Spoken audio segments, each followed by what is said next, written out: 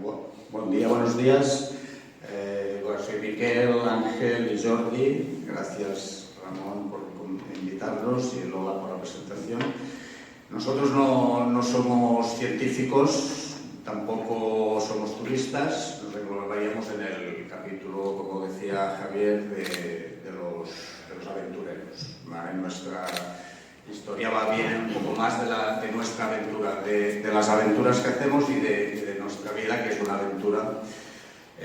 Junto con Ángel empezamos la idea de Contiki en un viaje a Mali en 1987 y allí, bueno, el viaje en sí, hoy viniendo con el coche, iba pensando un poco, que podíamos explicar aquí, porque normalmente siempre vamos improvisando un poquito.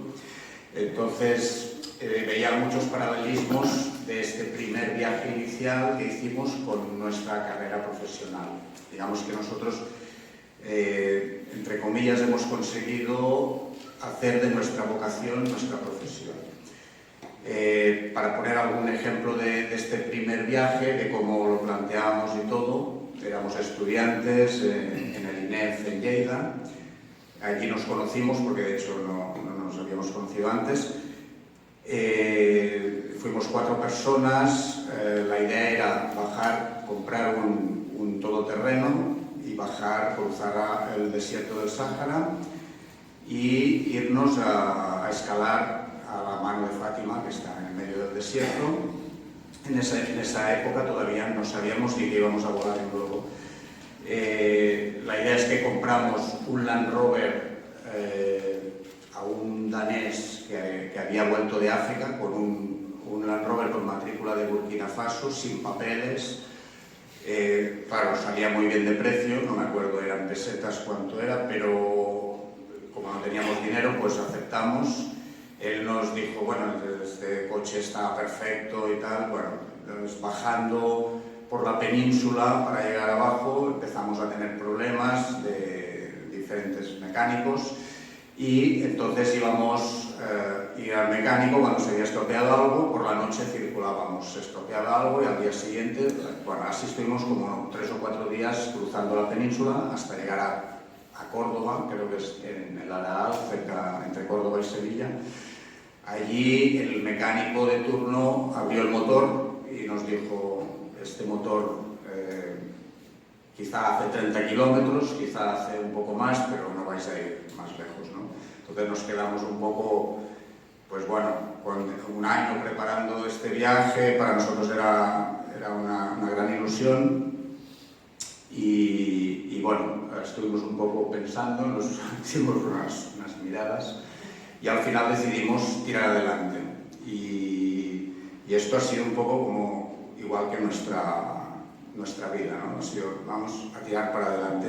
Fuimos tirando pues unos miles de kilómetros, cruzamos el Sáhara, hicimos la escalada y bueno, más que nada fue la convivencia. Todos sabéis, todos creo que aquí sois viajeros, ya sabéis que en los viajes es cuando sale lo más bueno y lo más malo de todo el mundo. Es cuando más te conoces y cuando más conoces a los demás, ¿no? Pero allí en este viaje fue donde Ángel y yo coincidimos en muchas cosas y vimos que teníamos muchos puntos en común. Aquí se ve un poco la escalada. Y bueno, bueno, al final, para que sepáis un poco el final de la historia de este viaje, hubieron muchas anécdotas, pero al final, bueno, conseguimos vender el coche en Bamako para poder pagarnos el billete de vuelta, porque no teníamos para volver. Bueno, imaginaros un montón de problemas porque, ya os digo, no teníamos papeles. El coche no era como si lo hubiéramos robado. En las fronteras, en todos lados, tuvimos un montón de problemas. Y el último problema, que al final nos escapamos un poco por piernas, fue que cuando vendimos el coche a un mafiosillo de la zona, al día siguiente le explotó el motor. Y ya, bueno, estábamos ya cogiendo el avión y por eso estamos aquí. Bueno, esto un poco de risa, pero fue un poco el inicio de nuestros viajes, ¿vale? Vale, en el vídeo que hemos visto antes terminaba diciendo qué volem ser quan siguem grans, qué queremos hacer de mayores. Esto es una pregunta que un amigo nuestro nos dijo que la incluyéramos en nuestros pensamientos. Entonces nosotros cada año, cuando hacemos un resumen anual de todo cómo ha ido y la previsión del futuro, siempre la ponemos al final del acta del día, ¿no? Y esta pregunta siempre la tenemos todavía ahora, 37 años después, todavía nos la hacemos. Y, spoiler, todavía no hemos descubierto lo que vamos a hacer de mayores, ¿vale? Entonces, seguimos aquí, en esto. Vale, pues ya os he explicado un poquitín todo esto. La afición, bueno, nosotros a veces también es verdad que hay gente que nos dice, bueno, cuando lleváis tantos años, ¿cómo lo conseguís, ¿no? Porque a lo largo de esta historia nuestra, pues hemos visto mucha gente en nuestro sector, en el tema del globo aerostático, que también han empezado empresas, así, ¿no? Realmente he estado pensando y que haya dos personas en la cabeza de la empresa no existe, siempre es una persona. Ha habido casos que han comenzado como nosotros, pero siempre ha habido peleas, bueno, es difícil. Todos sabéis, en cualquier negocio, mantener un negocio, pues si no es tuyo, con otra persona, ¿no? A veces nos preguntan, oye, ¿y esto cómo lo conseguís, ¿no? Y siempre decimos, bueno, esto es como un matrimonio, pero sin sexo. Entonces hemos podido mantener estos 37 años, bueno, es un poco de broma, pero bueno, por eso estamos ahora aquí. Y realmente lo que sí que yo creo que nos une y que nos empezó la idea de empezar con Tiki fue la aventura. Nosotros realmente la aventura, porque realmente si os paráis a pensar, un vuelo en globo es realmente aventura pura, porque sabes de dónde sales, pero no sabes nunca dónde vas a terminar. Pero es igual si estás volando aquí, en Groenlandia, o en Patagonia, es lo mismo, o sea, tú sales pero no sales. Entonces esta incerteza es la que nos ha ayudado a mantener este espíritu con Tiki que ponía también en el vídeo. Y de aquí llegamos a otra pregunta, gran pregunta que nos hace todo el mundo, es por qué pusimos el nombre de nuestra empresa, se llama Contiki, y por qué le pusimos este nombre. Y ahora le doy la palabra a Ángel, que ha hablado mucho, y os lo explica. Bueno, pues para continuar un poco con lo que decía mi compañero Miquel, enlazando, si situáis, primero explicar que no somos científicos, vamos a dar la versión, y no es una charla, como podéis ver, preparada como la de ellos, un poco más improvisada. Aprovecho para decir si en cualquier momento, como sois viajeros y lectores, queréis intervenir, así la podemos hacer más dinámica también, como es la última, pues podéis hacer las preguntas entre medio.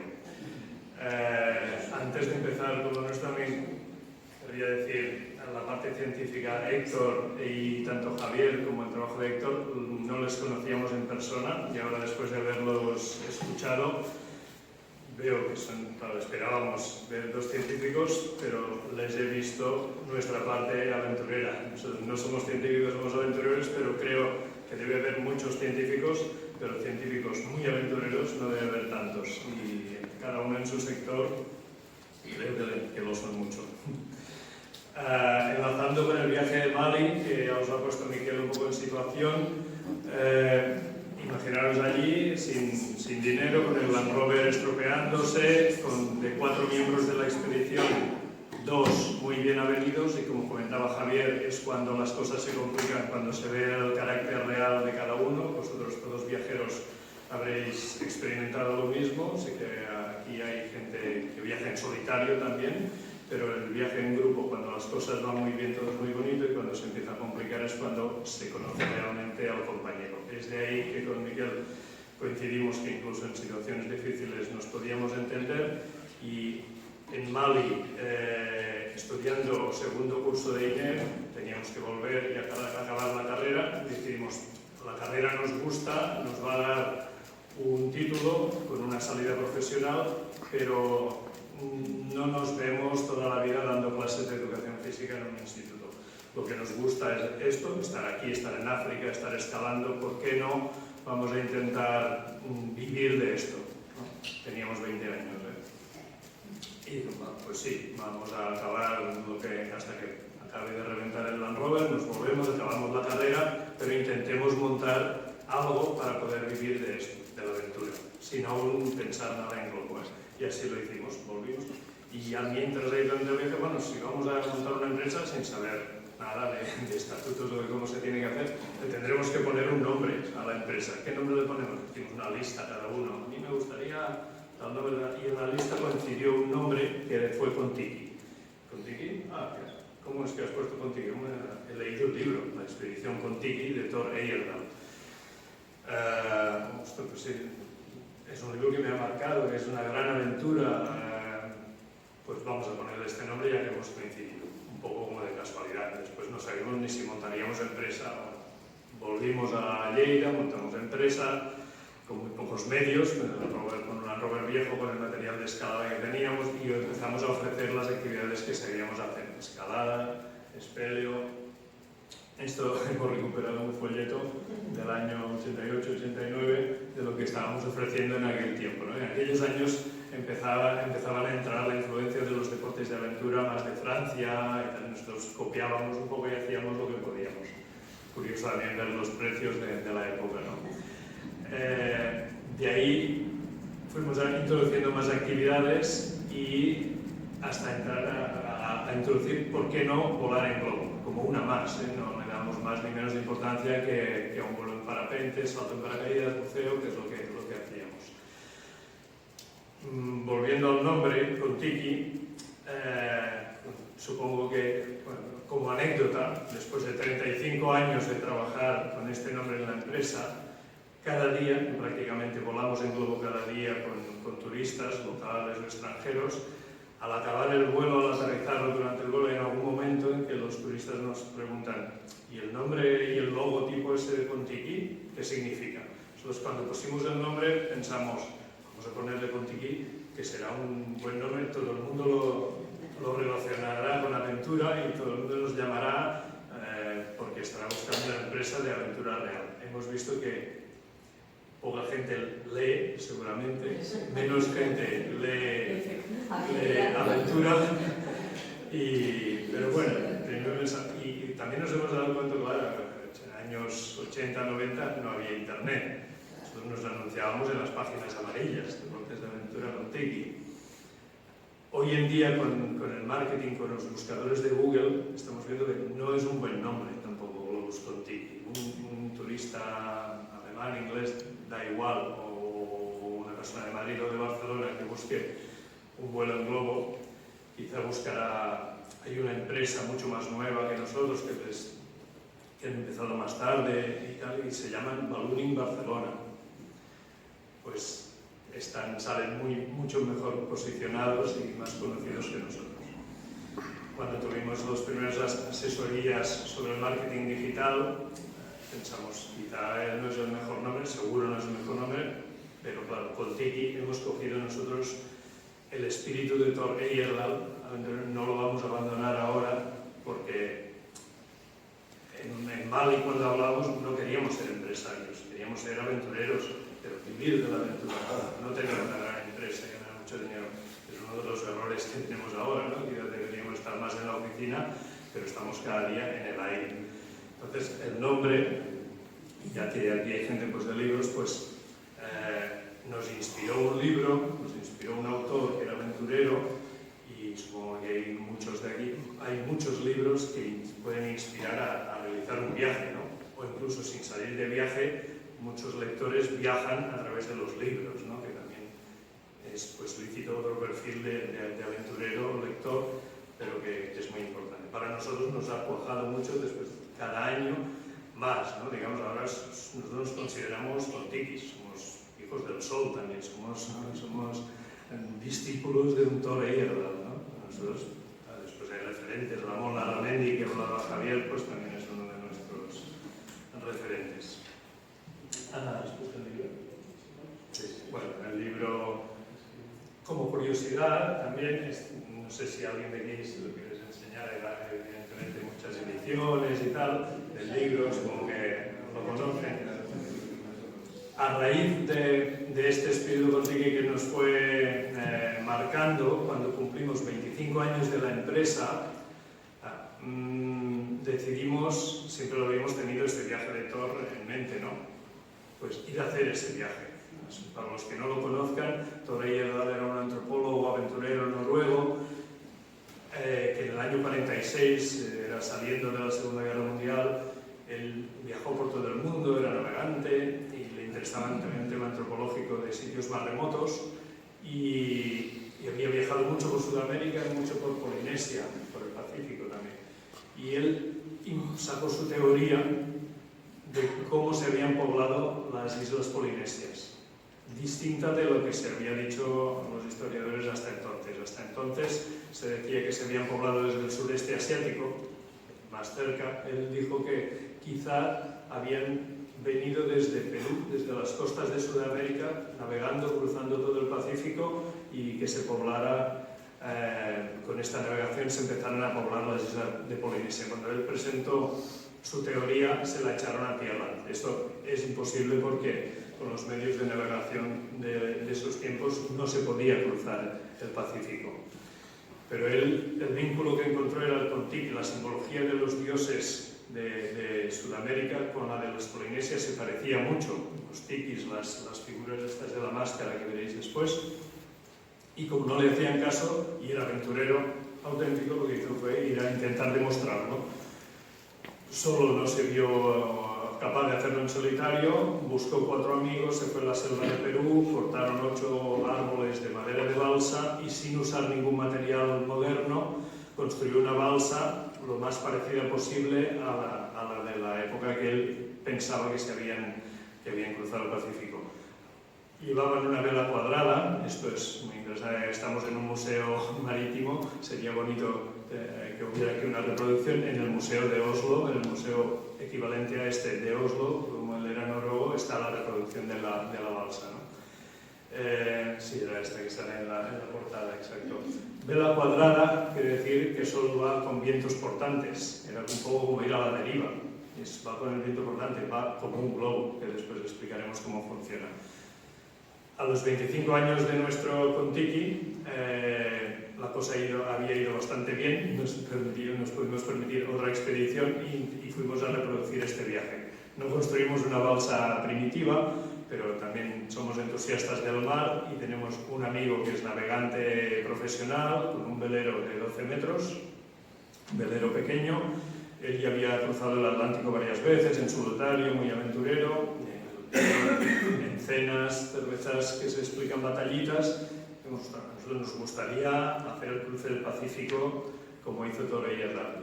Yo el Pacífico no lo he hecho nunca, el Atlántico sí, pero si unimos sueños, esfuerzos, vamos, ¿por qué no? Cogemos un nivelero que lo tenía en el Estartit, en el puerto de Estartit, pues vamos, ¿por qué no? Y como ya volábamos mucho en globo, como añadido, cargamos un globo pequeño, un globo de una plaza en el velero. Y vamos a hacer el Pacífico, pero estamos en el Mediterráneo. Para hacer el Pacífico teníamos que salir del Mediterráneo, cruzar el Atlántico, Canal de Panamá, y ahí empezaría nuestra aventura. Pero todo lo de antes ya es una gran aventura, tanto de económica como de tiempo, como de medios. ¿Qué hacemos? Y si vamos directamente a Sudamérica y compramos un barco viejo allí, lo hacemos, nuestro compañero se animó, no, vamos con el mío, que sabemos ya cómo cargar el globo en él, hacemos Atlántico, hacemos Pacífico y ya que estamos a mitad de la pelota, le damos la vuelta por el otro lado y como sueño de cualquier gran navegante, hacemos la vuelta al mundo con el velero y en sitios remotos que pasemos donde nunca hayan visto ni un globo, descargamos el globo y volamos en globo. Esto igual era ya una cerveza más, ¿no? Y entonces dijimos, pues vale, y además en medio del Pacífico, donde sea más lejos, más millas de tierra de todos lados, hincharemos el globo y haremos un vuelo en medio del Pacífico. ¿Y cómo lo hincharemos? ¿En el velero? No cabe. Pues construimos un colchón hinchable, como los de playa, pero a lo bestia, grande como esta sala, lo hincharemos por popa y ahí encima hincharemos el globo. Bien. Todo esto lo hicimos, excepto el vuelo del medio del Pacífico, que ahí no nos atrevíamos. Llevábamos ya 2 semanas sin ver ni un barco, dudando incluso del GPS, cansados, tal. Pero bueno, a eso le llamamos, no sé si le dijimos, el fracaso de un éxito o el éxito de un fracaso, porque si lo hubiéramos hecho, igual no estábamos aquí. ¿De qué año estás hablando? ¿Perdón? ¿De qué año estás hablando? 2014. La vuelta duró 1 año y medio, como he comentado, desde 2013 a 2014, y la tripulación íbamos cambiando. Nosotros, el barco no paraba y parte de nosotros íbamos haciendo varias etapas, y para Miquel y para mí la importante era la recolección de la montaña. ¿Corto? Sí, perdón, sí que esto es muy interesante. Por eso había empezado. En la ruta esta de la Contiki que hicimos, además, como ya vimos, la lectura de este libro había sido la inspiración de empezar juntos un proyecto que al final ha sido de vida. Durante el viaje íbamos siguiendo el libro. El viaje de Torrellas con la balsa tardó 3 meses, desde el puerto del Callao en Perú hasta encallar en un atolón de Marquesas. Nosotros salimos también por el canal de Panamá, bajamos un poquito al sur para enlazar justo su ruta, y ahí íbamos releyendo el libro, pero frenándolo para ir pasando más o menos por donde pasábamos realmente, que coincidiera con los capítulos que íbamos leyendo. Y nos pasaron muchas anécdotas sorprendentes, coincidentes con su expedición, que fue en el 46. O sea, había una zona donde les invadieron, entre comillas, peces voladores, y quedó la balsa llena de peces voladores encima, a nosotros también, y más o menos por la misma zona. Hay otra zona que hay todas unas algas en flotación, también las vimos. Y la más curiosa fue esta es una página del libro donde Thor, un amigo de Thor, están pescando cuando siempre tiraban el curry por detrás para comer, y de noche salió este pez. Investigándolo, nunca es un pez abisal, no sé si Héctor nos puede ayudar, pero le llamaron pez culebra por un poco la forma que tiene. Es un pez que vive más abajo de 1000 metros, y por alguna razón estaba más en superficie, lo pescaron, se lo comieron, quedó en anécdota. Pero nosotros, por la misma zona, y fue un momento muy emocionante, porque de noche, con el curry por detrás, y salió, y yo no sé si es el mismo, porque tiene el mismo tamaño, pero es una coincidencia de esas que, después de 3 semanas navegando sin ver a nadie, dudando incluso del GPS, empiezas ya a desconectar un poco del mundo real, ¿no? Pues ahí. Vale, nada más. Para no enrollarnos mucho más, ¿quieres continuar? Sí, antes haremos otro vídeo. Sí, solo a manera introductoria un poco, bueno, no lo hemos dicho antes, pero el vuelo en globo, no sé si todos habréis volado en globo, más de uno seguramente, pero levantar la mano los que habéis volado en globo, para saber un poco, más la mitad, más o menos. Entonces, para explicar un poquitín por encima, una pincelada de cómo funciona un globo aerostático. Nosotros, digamos que no sabemos, lo que os decía antes, no sabemos de dónde salimos, pero no sabemos dónde vamos a aterrizar. Yo, cuando me sube la gente a la cesta y les explicamos las normas de seguridad y todo, lo primero que les digo es: vale, no tenemos freno, no tenemos volante. Y ya te miran así con una cara de dónde nos hemos metido, ¿no? Porque a veces hay gente que ya le va la cultura, pero hay otros que no, que si se sale de las normas, eso les explicamos un poco.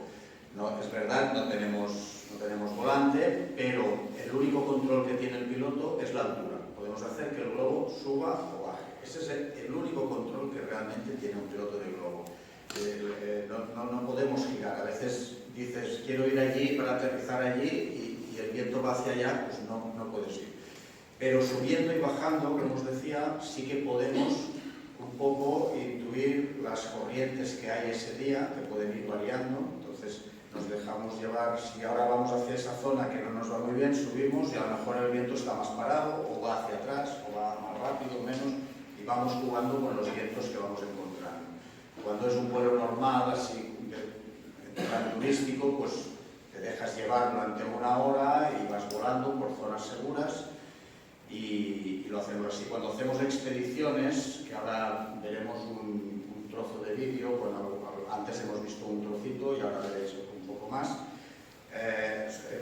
veréis vuelos que no son los que hacemos con turistas, ¿vale? Eso sí que es importante porque antes de ayer, cuando preparábamos el vídeo, y mi hija lo vio y dice, pero esto no lo enseñes porque no va a venir nadie a volar, y bueno, tranquila, que ya lo explicaremos antes. Por eso estas explicaciones de que los vuelos en globo normalmente son, y aquí sé que hay gente que ha volado a veces con nosotros, por allá detrás veo, de Tarragona, entonces es muy placentero y siempre buscamos la seguridad. Siempre salimos a primera hora de la mañana, que es la hora que la atmósfera está más tranquila, para poder tener este control del subir y bajar, etc. No vamos a ver estos tipos de vuelos ahora, vamos a ver expediciones que nosotros hemos hecho a lo largo de estos años.